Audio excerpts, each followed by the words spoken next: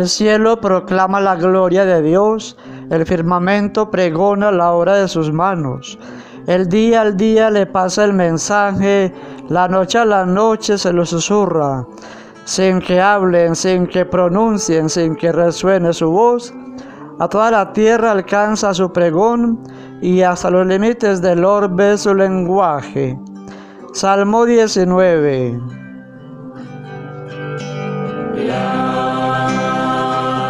Hermanos, septiembre 21, celebrando la iglesia la fiesta de San Mateo, apóstol y evangelista.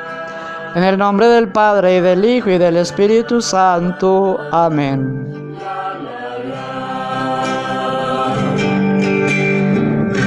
Es Cristo quien te llama, se acerca más a ti, sonriendo Él te dice, ven a mí, cierra tus ojos ya. Hermosa la canción apropiada para esta fiesta. Es Cristo quien te llama, Él te eligió a ti.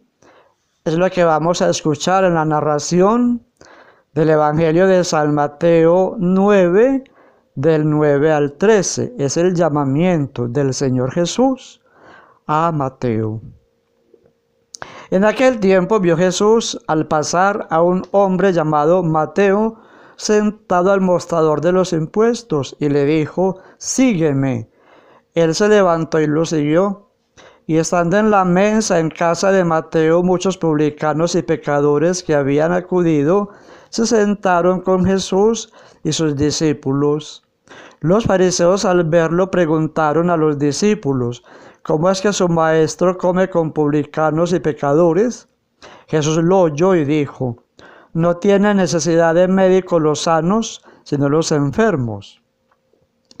Anden, aprendan lo que significa misericordia quiero y no sacrificios. Que no he venido a llamar a los justos, sino a los pecadores. Palabra del Señor. Gloria a ti, Señor Jesús. Mateo era un pecador público. Era una persona no grata para la comunidad. Él cobraba los impuestos para Roma. Pero no solamente cobraba impuestos para Roma como un empleado, él además era ladrón, porque ellos sacaban parte de ese dinero para ellos. Y ellos tiraban ahí como dice vulgarmente, su tajada.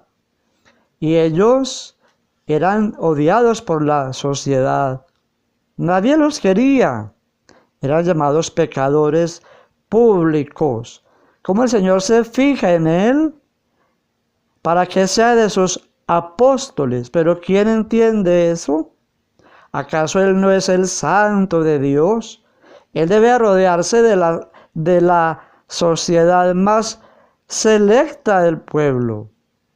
De la gente más selecta, de la gente más instruida, de la más santa. ¿Cómo es que quiere codearse con la porquería del pueblo? Es que Jesús hace lo que Él quiere porque Él es el dueño de la salvación. Y dice que Él lo llama desde su pecado. Porque Él sabe que en el transcurso de estar caminando con Él, se va a convertir. De una Mateo no se convirtió. Él se vino a seguirlo, pero empezó el proceso.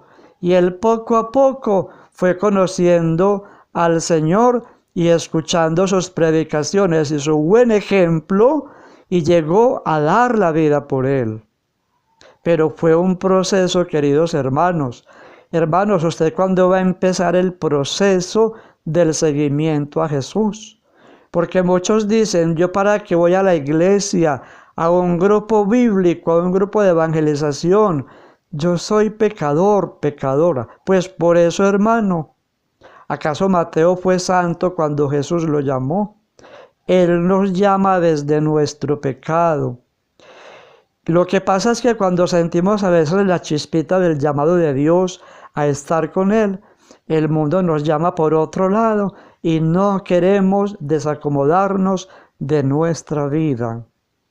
Hay que dar el paso como Mateo, pararnos de ese mostrador del cobrador de impuestos y a caminar en pos de Jesús.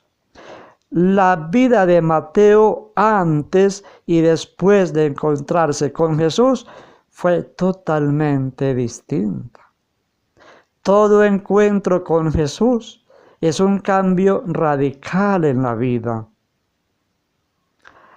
Muchas personas que han experimentado esto dicen: de lo que yo me estaba perdiendo, yo lo que era antes, tan aferrado a tantas cosas del mundo, y ahora que estoy en las cosas de Dios, ahora experimento una paz que solo el Señor puede dar y que esas cosas no me las daban. Es solo Jesús el que puede llenar de paz y alegría nuestros corazones.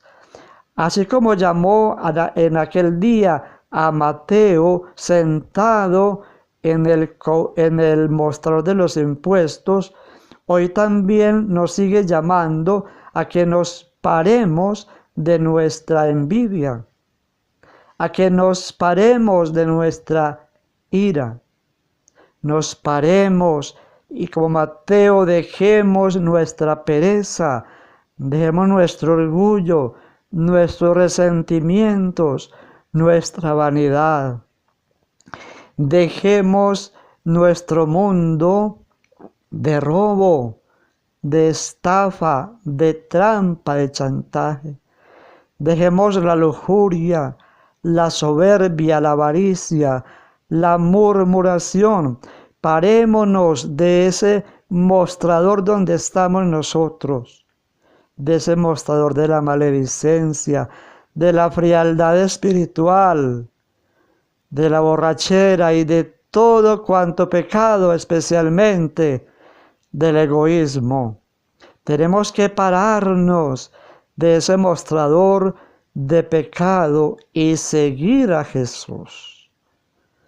No lo pensemos dos veces. Jesús es la única alternativa para nuestra felicidad, para nuestra paz. Mateo dejó todo y lo siguió. Y los demás murmurando a Jesús, porque se relacionaba con pecadores.